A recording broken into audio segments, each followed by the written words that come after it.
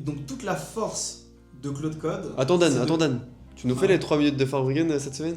Ouais, avec plaisir. La semaine prochaine, mardi prochain, nous allons fêter la Iloula de Rabbi Shimon Bar Yochai, Lag BaOmer, le 33e jour du Homer. Il y a un point qui est intéressant avec Rabbi Shimon Bar Yochai, c'est qu'il est resté 13 ans dans la grotte.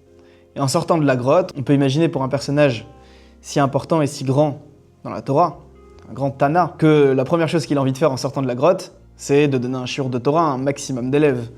Pourtant, qu'est-ce qu'il fait? Rabbi Shimon Bar Yochai, il sort de la grotte et il demande est-ce qu'il y a quelque chose à réparer dans ce monde? Et on lui répond, il y a un endroit où il y a un doute si c'est un endroit qui est tamé ou tahor, pur ou impur, c'est-à-dire un endroit où pourraient passer les Kohanim tranquillement. Les Kohanim ne pouvaient pas passer là-bas parce qu'il y avait un doute si l'endroit était impur. Et donc, de ce fait, Rabbi Shimon Bar Yochai a pu résoudre totalement ce problème qu'on lui a exposé. On voit quelque chose d'incroyable, c'est que Rabbi Shimon Bar Yochai s'occupe en tout premier, en sortant de la grotte, de la mort du prochain. On parle d'un chemin précis pour quelques Kohanim qui peuvent passer là-bas, et il a décidé de s'occuper de ce dossier. Alors que pourtant, il aurait pu donner un grand shiur de Torah, comme on l'a dit. Pourquoi? Parce que l'amour du prochain, c'est ce qui était primordial pour lui. L'intervention de Rabbi Shimon Bar Yochai sur ce dossier nous montre son avat Israël total à 100%. Un dévouement total qui surpasse n'importe quel autre sujet. Et ça vient à la suite du décès des 24 000 élèves de Rabbi Akiva qui sont niftar sur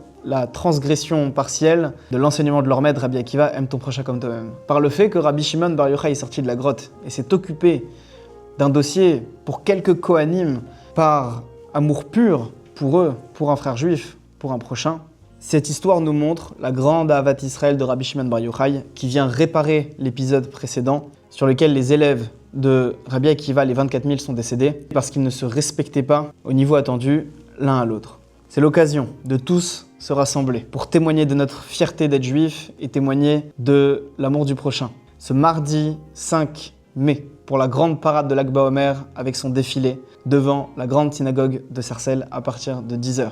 Mashiach Now, Shabbat Shalom.